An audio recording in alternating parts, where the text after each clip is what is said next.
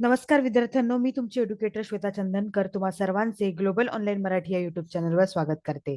तुम्हाला माहितीच आहे, रोज सकाळी मी तुमच्यासाठी घेऊन येत आहे पेपर 1 ची most important PYQ MCQ series, म्हणजेच महत्त्वाचे पीवायक्यू एमसीक्यू प्रश्न. या सिरीजमध्ये आपण प्रश्न उत्तरांबरोबर कन्सेप्ट सुद्धा समजून घेणार आहोत. जर तुम्ही MS सेट 2024 एक्झाम टार्गेट करत असाल तर या सिरीजमुळे तुमची खूप चांगली प्रॅक्टिस होणार आहे. त्यामुळे ही सिरीज नक्की फॉलो करा आणि हा व्हिडिओ शेवटपर्यंत नक्की बघा. पेपर 1 आणि पेपर 2 ची बॅच घ्यायची असेल तर दिलेल्या नंबरवर तुम्ही संपर्क साधू शकता. आता आपण प्रश्न उत्तरांकडे वळूया. पहिला प्रश्न आहे, Gyanvani launch by IGNU to cover the educational needs of India refers to, म्हणजे भारताच्या शैक्षणिक गरजा पूर्ण करण्यासाठी इग्नूने केलेल्या ज्ञानवाणीचाच इथे संदर्भ विचारलेला आहे.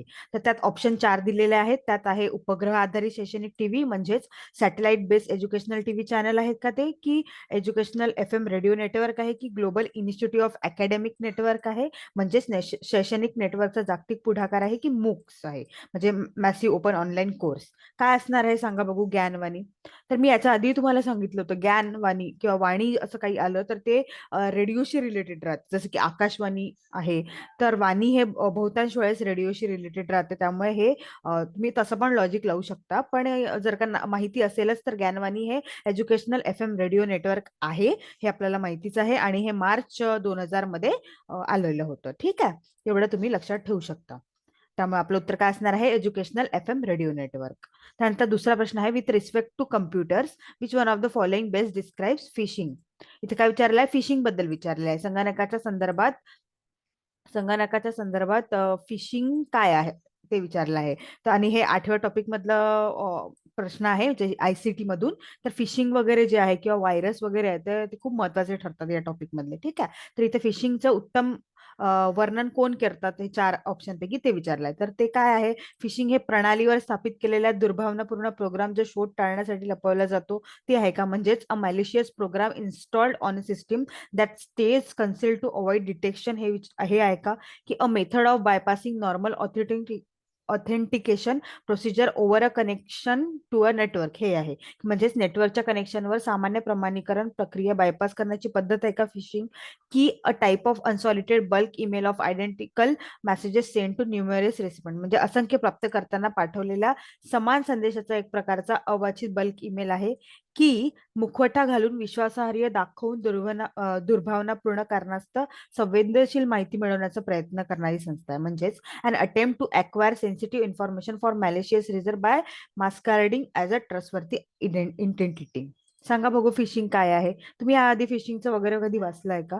नसेल वाचलं तर मी तुम्हाला सांगते, की ते एक अटेम्प्ट आहे टू अक्वायर सेन्सिटिव्ह इन्फॉर्मेशन, म्हणजे आपली सेन्सिटिव्ह इन्फॉर्मेशन घ्यायची आणि आपल्याला दाखवायचं की ते आपल्या खूप विश्वासार्ह आहे किंवा ट्रस्टवर्दी आहे, पण ते मुखवटा घालून राहतील आणि आपले पासवर्ड असो, क्रेडिट कार्ड असो, की क्रमांक वगैरे असो, ते वैयक्तिक माहिती उघड करण्यासाठी, व्यक्तींना प्रवृत्त करण्यासाठी नामांकित कंपनीचे ईमेल्स वगैरे पाठवून आपल्याला फसवेगिरी करतात. ठीक आहे, तर आपलं उत्तर काय असणार आहे, an attempt to acquire sensitive information for malicious reason by masquerading as a trustworthy identity. ठीक आहे, आणि समोरचा प्रश्न आहे, Jatin's laptop has a LCD screen, the acronymic LCD screen for, म्हणजेच LCDचा फुल फॉर्म विचारलेला आहे.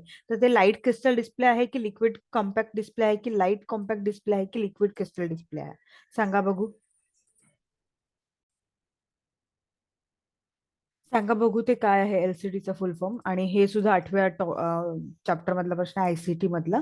तर काय असणार आहे, लिक्विड क्रिस्टल डिस्प्ले आपलं उत्तर असणार आहे, LCDचा फुल फॉर्म. आणि याआधी हे PYQ प्रश्न आहे, त्यामुळे हे विचारले गेलेले आहे. ठीक आहे, समोरचा प्रश्न आहे, असर्शन आणि रिझन दिलेला आहे.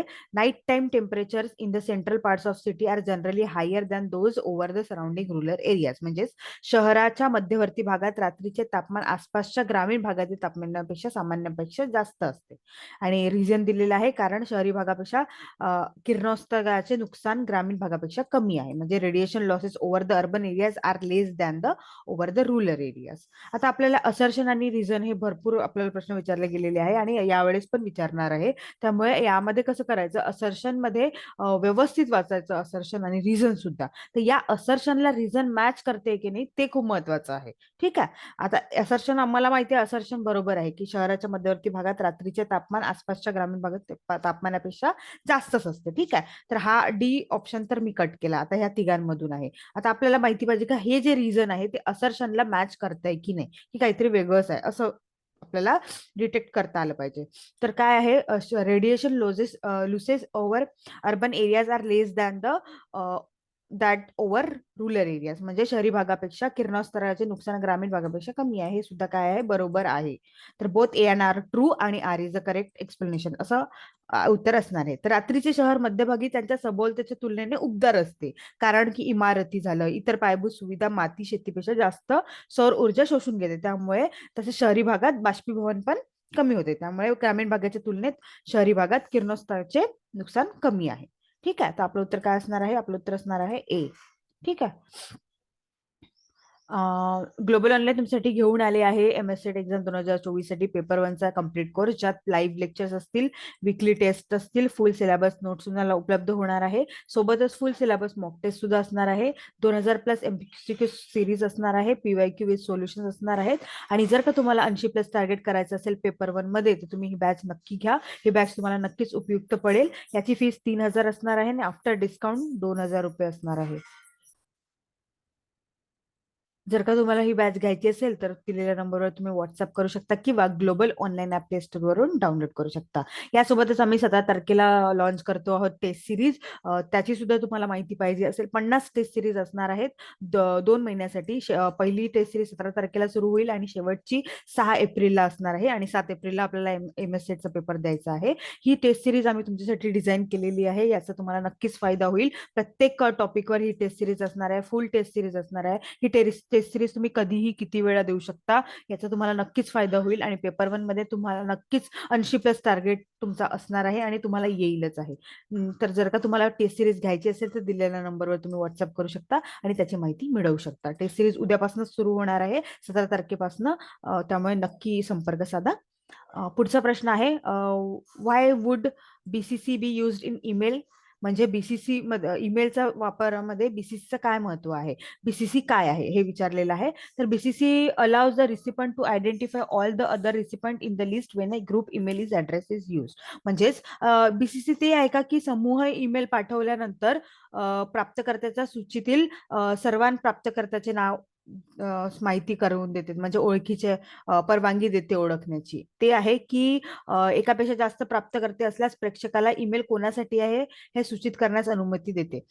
बीसीसी म्हणजे ते आहे का, म्हणजे ग्रुप ईमेल पाठवलं तर तुम्ही ज्यांना पाठवत आहे, ज्यांना मिळत आहे तुमच्या व्यतिरिक्त, त्यांचं सुद्धा तुम्हाला नाव दिसते. ते आहे की संदेश पाठवणाऱ्याला बीसीसी मध्ये प्रविष्ट केलेल्या प्राप्तकर्ता लपवण्याची परवानगी, म्हणजे माहिती नाही होत. जर का तुम्हाला एक ईमेल पाठवलाय, मी तुम्हाला पाठवलाय आणि माझ्या फ्रेंडला पाठवलाय, तर तुम्हाला माहिती होणार नाही की मी ते माझ्या फ्रेंडला पाठवलंय.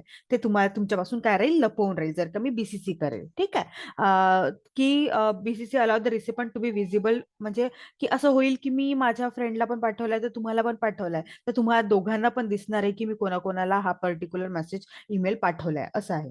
बीसीसीचं काय आहे, तर बीसीसी काय असते, बीसीसी हे आहे की allows the sender of message to conceal the recipient entered in the BCC field from the other recipient. म्हणजेच जर का मी एक ईमेल तुम्हाला पाठवलाय आणि तोच ईमेल मी फॉरवर्ड केलाय माझ्या फ्रेंडला, किंवा एका सोबतच मी तुम्हाला आणि माझ्या फ्रेंडला पाठवलेला आहे, तर तुम्हाला कळणार नाही की मी तो माझ्या फ्रेंडला पाठवलाय, कारण ते लपवण्याची परवानगी कोण देते, तर बीसीसी देते. ठीक आहे. तर यात ज्याने ईमेल बीसीसी मध्ये प्रविष्ट केले आहे ते प्राप्तकर्ता ईमेलच्या बीसीसी मध्ये इतर प्राप्तकर्त्यांना तपासू शकणार नाही की त्यांच्या व्यतिरिक्त कोणाला गेलेले मेसेज. ठीक आहे. आणि ही प्राथमिक प्राप्तकर्त्याला माहिती होणार नाही की मी त्याच्या व्यतिरिक्त कोणाकोणालाही ईमेल पाठवलेली आहे. ठीक आहे. तर आपलं उत्तर काय असणार आहे, सी असणार आहे. ठीक आहे. आणि हा सुद्धा प्रश्न 8व्या युनिट मधला आहे, आयसीटी मधला, आणि असे याच्यावर प्रश्न विचारले गेलेले आहे. त्यामुळे हे टॉपिक खूप महत्वाचे ठरतात. ठीक आहे. नंतर अ computer network which is used in within a building. हे आपण मागे बघितलं होतं. तर ते वॅन आहे की लॅन आहे, मॅन आहे की सॅन आहे, सांगा बघू. तर ते आहे लॅन, लोकल एरिया नेटवर्क आहे विदिन द बिल्डिंग. ठीक आहे. जे कनेक्ट करतात स्मॉल बिल्डिंग आणि रेसिडेन्शियल एरियामध्ये. आणि वॅन काय आहे, वाईड वाईड एरिया नेटवर्क आहे, जे जास्त मोठ्या प्रमाणात नेटवर्क कनेक्ट करतात. ठीक आहे. आपलं उत्तर काय असणार आहे? लॅन असणार आहे.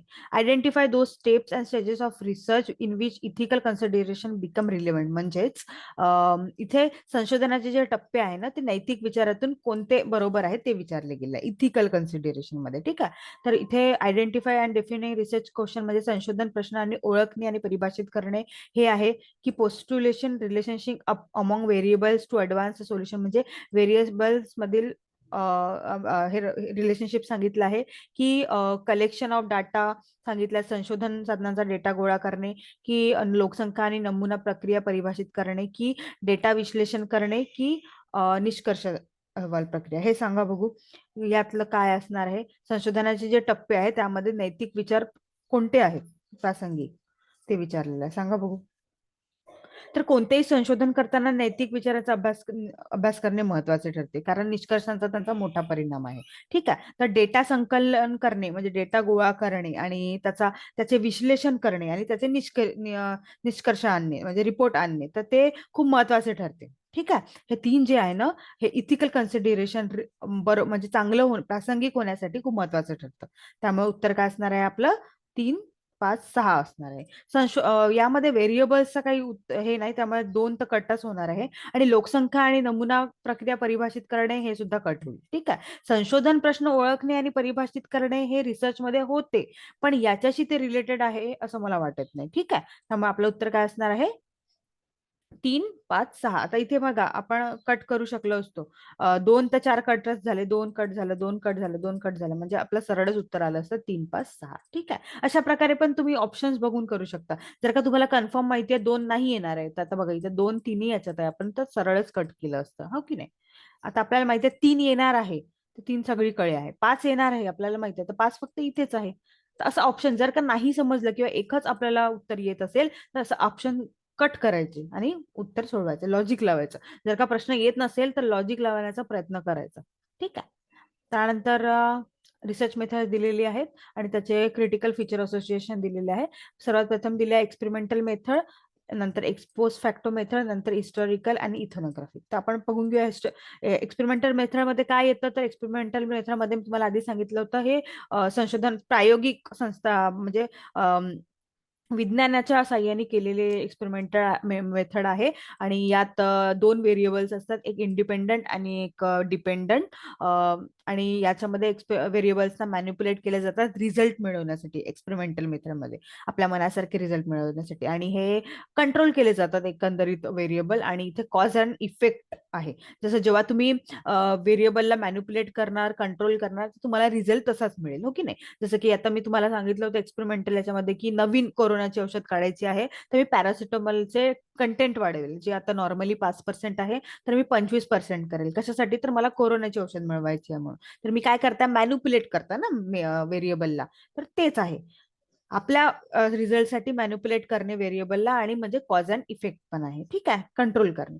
एक्स पोस्ट फॅक्टो मेथड म्हणजे काय? तर होऊन गेलेल्या गोष्टीवर रिसर्च करणे. जसं की याचा बेस्ट एक्झाम्पल हाच आहे की आता प्लेन क्रॅश झालेला आहे, तर प्लेन क्रॅश व्हायच्या आधी तर आपण रिसर्च करणार नाही, ते तुरंत ते क्रॅश झालाय त्यानंतरचा जो आपण रिसर्च करू तो होईल एक्स पोस्ट फॅक्ट मेथड. ठीक आहे. आणि हिस्टोरिकल मेथड म्हणजे काय? तर हिस्टोरिकल रिसर्च म्हणजे भूतकाळातील घटना, लोक, समाज यांचा अभ्यास केला जातो. कशावर आणि कशाच्या आधारावर केला जातो? तर उपलब्ध पुराव्याच्या आधारावर केला जातो. ठीक आहे. आणि इथोनोग्राफिक मेथड म्हणजे इथोनोग्राफिक रिसर्च काय आहे?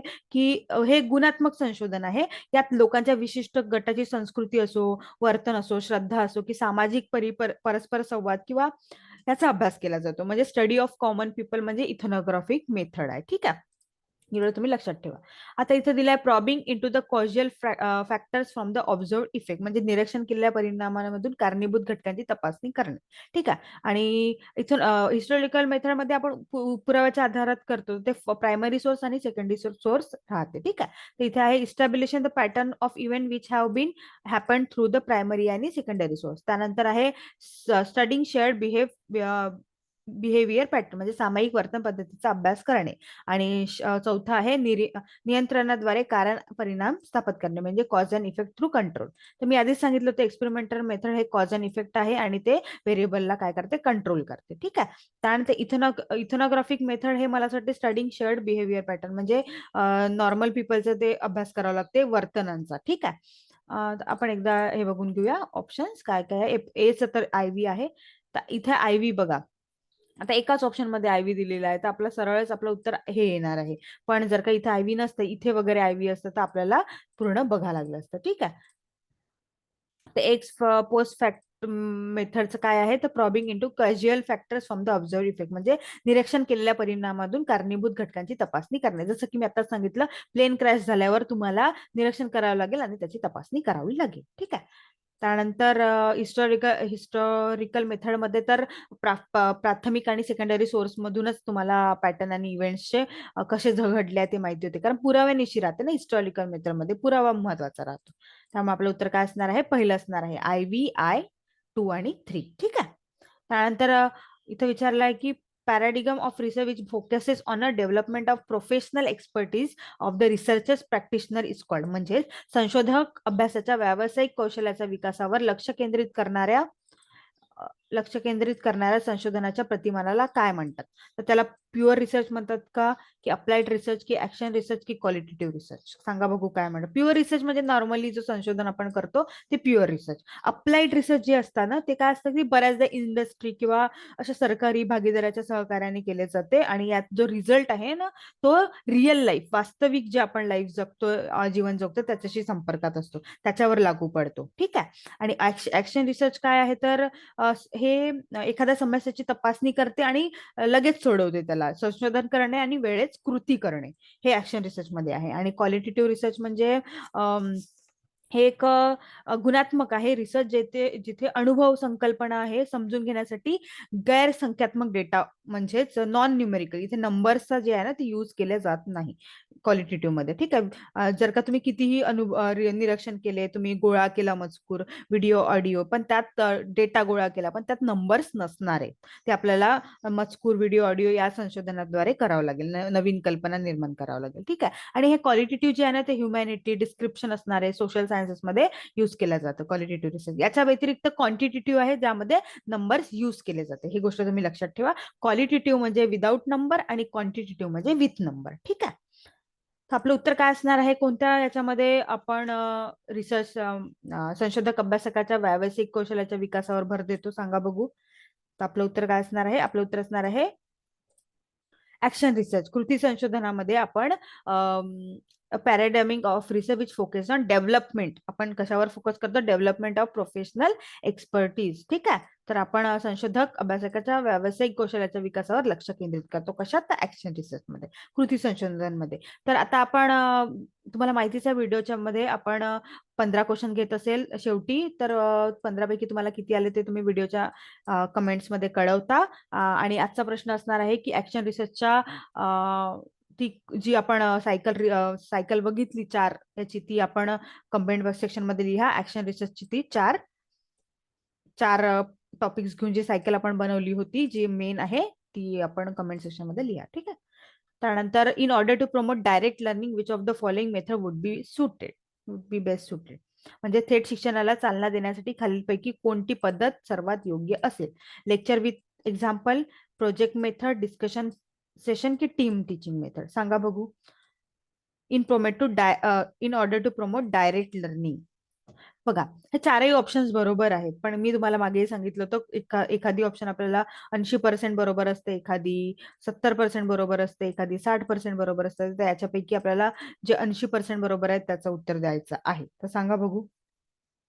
तर प्रोजेक्ट मेथड जे आहे ना ते खूप महत्वाची ठरते डायरेक्ट लर्निंग मध्ये, कारण प्रोजेक्ट मेथड थ्रू विद्यार्थ्यांना समजते की एक तर ते म्हणजे गोळा करायला लागतात, डेटा संकलन झालं, मग त्याचं विश्लेषण करा, त्याचा निष्कर्ष काढा, हे प्रोजेक्ट मध्ये येतं, त्यामुळे हे महत्वाचं ठरते. लेक्चर्स विथ एक्झाम्पल हे लर्निंग मध्ये कसं येणार, लेक्चर्स विथ एक्झाम्पल लर्निंग मध्ये येणार नाही. ठीक आहे. हे टीचिंगचं विचारलेलं नाहीये, त्यामुळे लेक्चरच्या उदाहरणामध्ये इथे हे येणार नाही. डिस्कशन सेशन मध्ये हे डिस्कशन सेशन मध्ये पण येणार आहे आणि टीम टीचिंग मेथड पण येणार नाही. बघा इथे लेक्चर लर्निंग विचारलंय त्यामुळे हे 2 कट होईल. ठीक आहे. चारही ऑप्शन आपल्याला कधी कधी वाटू शकतात की बरोबर आहे पण तसं नसते. ठीक आहे. इथे लर्निंग विचारलंय त्यामुळे हे 2 ऑप्शन कट होतात आणि डिस्कशन सेशन हे लर्निंग आणि डिस्कशन सेशन आहे थोडंफार पण जास्त इम्पॅक्ट प्रोजेक्ट मेथडचा होतो. ठीक आहे. त्यामुळे आपलं उत्तर काय असणार आहे? प्रोजेक्ट मेथड असणार आहे. त्यानंतर समोरचा प्रश्न आहे, from the following list of learner characteristics, identify those which will be helpful in ensuring effectiveness of teaching. Effectiveness of teaching कशाच्या थ्रू मध्ये घेतलाय? लर्नर कॅरेक्टरिस्टिक्सच्या मध्ये. म्हणजे लर्नरचे जे आहे अध्यापन जो करणार आहे विद्यार्थी त्याच्या थ्रू, शिकणाऱ्याच्या वैशिष्ट्यांच्या थ्रू आपल्याला काय करायचं आहे? इफेक्टिव्हनेस ऑफ टीचिंग बघायची आहे. आणि इफेक्टिव्हनेस ऑफ टीचिंग झालं, कम्युनिकेशन झालं, ते खूप महत्वाचे ठरते. ठीक आहे. तर या 6 मधून बघायचं आहे. तर पहिलं आहे, विद्यार्थी शाळेचे किती प्रमाणात नियम पालन करतो. हे लर्नर कॅरेक्टरिस्टिक्स आहे का? की शिकणाऱ्याची प्रेरणाची पातळी, सामाजिक व्यवस्थेमध्ये विद्यार्थ्यांची भावना, खेळामध्ये शिकणाऱ्यांची आवड, की शिकणाऱ्यांचा पूर्वीचा अनुभव, की इंटरपर्सनल रिलेशन बिटवीन लर्नर. काय असणार आहे सांगा बघू? लर्नर कॅरेक्टरिस्टिक्स विचारलाय ज्याचा इफेक्ट टीचिंग आणि टीचिंग इफेक्ट आहे, इफेक्टिव्हनेस ऑफ टीचिंग वर आहे. सांगा बघू काय असणार आहे? आपण ऑप्शन बघून घ्या. 256, 135, 345, 123. तर बघा लर्नर कॅरेक्टरिस्टिक्स मध्ये शिकणाऱ्याची प्रेरणा पातळी हे खूप महत्वाची ठरते. आणि प्रायर एक्सपिरियन्स ऑफ लर्नर पण महत्वाचा ठरतो. कारण बघा बेसिक पासून आपण शिकायला लागतो.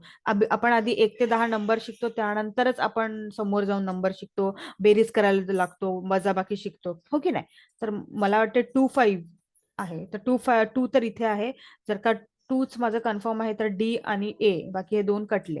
आता 5 पण माझं महत्वाचं वाटतोय, तर 5 इथे पहिल्या याच्यामध्ये आहे. ठीक आहे. आणि नंतर त्यामुळे आपलं उत्तर काय येणार आहे? 256. आपण बघून घेऊया एकदा. तर आपलं काय उत्तर असणार आहे? आपलं उत्तर असणार आहे शिकणाऱ्याची प्रेरणा पातळी. लर्नर कॅरेक्टरिस्टिक्स मध्ये शिकणाऱ्याची प्रेरणाची पातळी खूप महत्वाची ठरते. त्यामुळे आपलं उत्तर असणार आहे 2.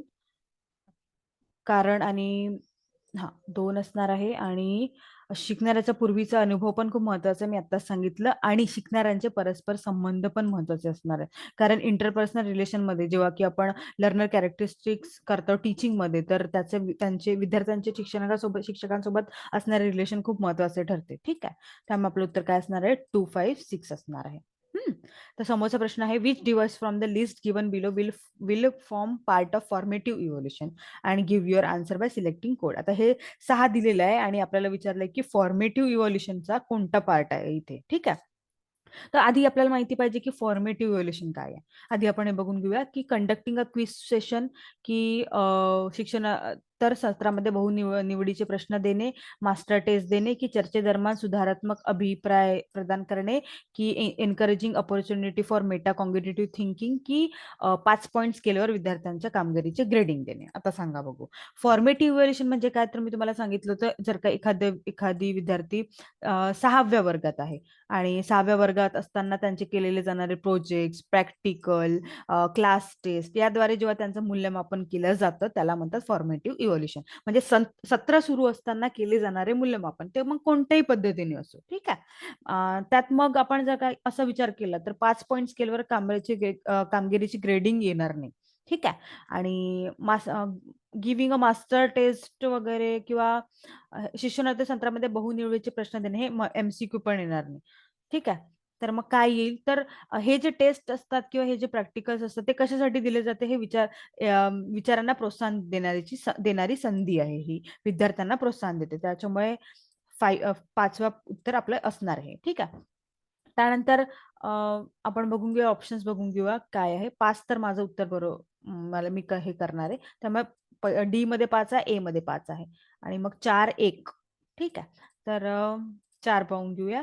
4 कोणता आहे? Providing correct feedback during discussion. तर एक जे म्हणताय प्रश्नमंजुषा सत्र आयोजित करणे हे सुद्धा फॉर्मेटिव्ह इव्हॅल्युएशनचा पार्ट आहे. त्यामुळे कंडक्टिंग अ क्विज क्वेश्चन हे सुद्धा मला असं वाटतं हे आपलं हे आहे. आणि 5, 1, 5 तर त्याच्यामध्ये नंतर providing correcting feedback during discussion हे सुद्धा असणार आहे. ठीक आहे, तर आपलं उत्तर काय आहे? 145 असणार आहे आपलं उत्तर. ठीक आहे, मग काय फॉर्मेटिव्ह इव्होल्युशन मध्ये quiz conducting a quiz question हे सुद्धा महत्वाचं आहे, मूल्यमापनाचा भाग आहे. त्यानंतर encouraging opportunity for meta cognitive thinking म्हणजे मेटा कॉग्निटिव्ह विचारासाठी प्रोत्साहन देणारी संधी, म्हणजे विचार करण्यासाठी प्रोत्साहन देणारी आणि चर्चेदरम्यान सुधारणात्मक अभिप्राय प्रदान करणे हे सुद्धा काय आहे? हे सुद्धा महत्वाचे असणार आहे. ठीक आहे, त्यानंतर समोरचा प्रश्न आहे थेसिस, रिसर्च पेपर, वर्कशॉप आणि सेमिनार हे दिलेलं आहे आणि त्यांचे डिस्ट्रिक्ट फीचर्स दिले आहे, तेच विचारलं आपल्याला.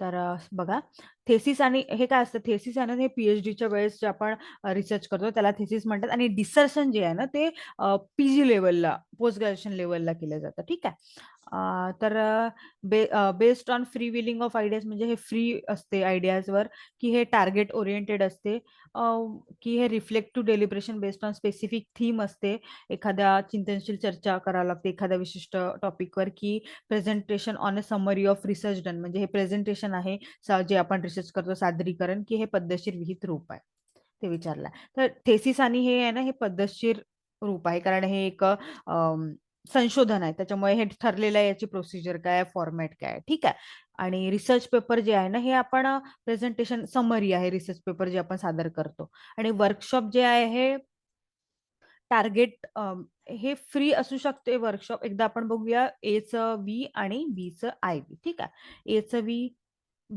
तिसरं ऑप्शन आहे, एचं वी, बीचं आय बी. आता इथे एकच ऑप्शन आहे, नाहीतर इथे जर का वी वगैरे असतं तर आपल्याला थोडं हे करावं लागलं असतं, आणि 2 आणि 3 असणार आहे ते. ठीक आहे, तर वर्कशॉप 2 म्हटलंय यांनी, वर्कशॉप 2 म्हटलंय target oriented group based reflection. Workshop जे आहे आपण ते ग्रुपमध्ये केलं जातं आणि एका गोष्टीवर टार्गेट करून केलं जातं, आणि सेमिनार जे आहे ते पण थीमवर राहतं, आणि सेमिनार चिंतनशील चर्चा आपण करतो एखाद्या गोष्टीवर. सेमिनार म्हणजे आता मी सेमिनार करेल पीएचडी मध्ये, जर का मी करत असेल तर माझ्या एका टॉपिकवर माझं सेमिनार असणार आहे, तर ते मी एक चर्चाच करेल ना सेमिनारमध्ये. आणि वर्कशॉप मध्ये हे काय राहते, तर ग्रुप राहतात आणि आपण त्यावर मिळून चर्चा करतो. ठीक आहे, सेमिनार मध्ये मिळून चर्चा करत नाही. आपलं उत्तर असणार आहे 3. ठीक आहे, यानंतर असर्शन परत आलेलं आहे, स्टेटमेंट आलेलं आहे, स्टेटमेंट आणि अझम्पशन. तर यामध्ये कसं करायचं, यामध्ये स्टेटमेंट्स बरोबर वाचून घ्यायचे, त्यानंतर अझम्पन्स जे दिले आहे ते स्टेटमेंटशी रिलेटेड आहे की नाही ते बघावं लागतं, त्यामुळे हे खूप बरोबर वाचावं लागतं. ठीक आहे, तर smoking is injurious to health, a warning printed on the cigarette packet. तर इथे काय म्हटलं आहे, स्मोकिंग हे आरोग्यासाठी हानिकारक आहे आणि ते सिगारेटच्या पाकिटावर छापलेलं आहे. आणि अझम्पशन काय दिलेलं आहे आपल्याला, की लोक सिगारेटच्या पाकिटावर छापलेली वस्तू वाचतात, की people make careful note of warning, म्हणजे लोक सावधगिरीने चेतावणी देतात, की नॉन स्मोकिंग प्रोमोट्स हेल्थ, म्हणजे धूम्रपान न करणे हे आरोग्यास प्रोत्साहन देते. आता बघा, हे जे दोन आहे, हे जे तिसरा आहे नॉन स्मोकिंग प्रोमोट्स हेल्थ, याचा आणि स्टेटमेंटचा काही संबंध आहे का? आहे, पण डायरेक्ट संबंध आहे का? म्हणजे जे आपल्याला दिलेलं आहे हे स्टेटमेंट, याच्याशी काही डायरेक्ट संबंध आहे का? नाही. धूम्रपान न करण्याचं इथं काही हे दिलेलं नाहीये. इथं सांगितलंय की फक्त ते हानिकारक आहे आणि त्याच्यावर नाही का ते छापलेलं आहे, प्रिंटेड वॉर्निंग. त्याचा ठीक आहे, त्यामुळे तिसरं नसणार आहे. आता पीपल रीड प्रिंटेड मॅटर, आता प्रिंटेड मॅटरचा इथे उल्लेख आहे, त्यामुळे इथे पण उल्लेख आहे, त्यामुळे हे उत्तर असणार आहे. People make careful note of, आणि इथे पण वॉर्निंगचा उल्लेख आहे, इथे पण वॉर्निंगचा उल्लेख आहे, त्यामुळे 1 आणि 2 असणार आहे. अशा प्रकारे तुम्हाला हे जे अजम्पशन असतात ते स्टेटमेंटशी रिलेटेड करावं लागतं, स्टेटमेंटला द्यावं लागते. ठीक आहे, स्टेटमेंटशी रिलेशन आहे की नाही ते बघावं लागते, याचे रिलेशन शोधावं लागतं, तेव्हा जाऊन आपल्याला अजम्पशन आपण टिक करतो. ठीक आहे, त्यामुळे आपलं उत्तर काय असणार आहे, 1 आणि 2 असणार आहे. हम्म. आणि हा प्रश्न आहे, समोरचा प्रश्न आहे, which of the following would influence the effectiveness of communication in a classroom instruction. Classroom मध्ये इफेक्टिव्ह ऑफ कम्युनिकेशन कधी होईल? मी याच्या आधी तुम्हाला सांगितलं होतं, इफेक्टिव्हनेस ऑफ कम्युनिकेशन असो, टीचिंग असो, ते खूप महत्वाचे ठरते. ठीक आहे, त्यामध्ये विचारलंय की शिक्षकाची शैक्षणिक बुद्धिमत्ता आणि व्यक्तिमत्व वैशिष्ट्ये यामुळे क्लासरूम मध्ये जे आहे ते इफेक्टिव्ह कम्युनिकेशन होते का? की teaching style of preferred by the teaching while, म्हणजे शिक्षणाचे शैलीवरून आपण ठरवतो की प्रेझेंटेशन करताना शिक्षकाने वापरलेले साहित्य, अध्यापन साहित्य त्यावरून ठरवतो की सब्जेक्ट नॉलेज ऑफ टीचर यावरून ठरवतो. काय ठरवतो यावरून? Effectiveness of communication in classroom. तर कम्युनिकेशन कसं शिक्षक आणि विद्यार्थ्यांमध्येच होईल कम्युनिकेशन क्लासरूममध्ये. तर मग काय असणार आहे? याचा काही उपयोग नसणार आहे. शिक्षकाचे विषय ज्ञान हे नसणार आहे. प्रेझेंटेशन करताना शिक्षकांनी वापरलेले अध्यापन साधन हे पण महत्वाचे नसणार आहे. शिक्षकाची शैक्षणिक बुद्धिमत्ता आणि व्यक्तिमत्व वैशिष्ट्य असेल, पण शैली व्यवहार हे इथं शिकवण्यात क्लासरूम इन्स्ट्रक्शन म्हणताय, तर क्लासरूम मध्ये शिकवण्यावर जास्त भर असणार आहे. त्यामुळे शिक्षकाने प्राधान्य दिलेली शैली व्यवहार हे महत्वाचे ठरेल आहे. काय महत्वाचे ठरेल आहे? Teaching style preferred by the teacher while transacting, म्हणजे शिक्षकाने प्राधान्य दिलेली शिकवण्याची शैली व्यवहार महत्वाचं ठरणार आहे. शिकवताना जी शैली व्यवहार आहे शिक्षकाचा ते महत्वाचं ठरणार आहे. त्यामुळे आपलं उत्तर काय असणार आहे? बी असणार आहे. ठीक आहे.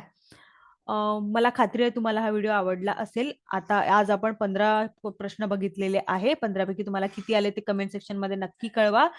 प्रश्न कसे वाटतायत ते सुद्धा तुम्ही कमेंट सेक्शन मध्ये कळवू शकता. जर का प्रश्न तुम्हाला हार्ड वाटत असेल तर ते तुम्हाला तुमच्या डोळ्याखालून किंवा कानाखालून एकदा जाऊ द्या, कारण हार्ड वाटले तरी आपल्याला मी तर उत्तर सांगतेच आहे आणि त्याचा कन्सेप्ट समजवतेच आहे.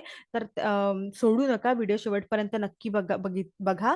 आणि बॅच घ्यायची असेल तर दिलेल्या नंबरवर व्हॉट्सअप करू शकता किंवा ग्लोबल ऑनलाईन प्ले स्टोअरवरून डाउनलोड करू शकता. उद्यापासून आम्ही टेस्ट सिरीज सुरू करतोय. रोज 7 वाजता टेस्ट सिरीज असणार आहे आणि 8 वाजता तुम्हाला त्याचे सोल्युशन सुद्धा मिळणार आहे. आणि बरोबर 2 महिन्याचा आम्ही टाइम टेबल बनवलेला आहे आणि प्रत्येक टॉपिकवर तो टेस्ट असणार आहे. कितीही वेळा तुम्ही टेस्ट देऊ शकता, कितीही वेळा त्याचे सोल्युशन बघू शकता. त्यामुळे ही टेस्ट सिरीज तुम्हाला नक्की उपयुक्त ठरेल. जर का तुम्ही MS 2024 एक्झाम टार्गेट करत असाल तर नक्की संपर्क साधा. जर का तुम्हाला ही टेस्ट सिरीज घ्यायची असेल तर तुम्ही ह्या नंबरवर पण संपर्क साधू शकता किंवा व्हॉट्सअप करू शकता.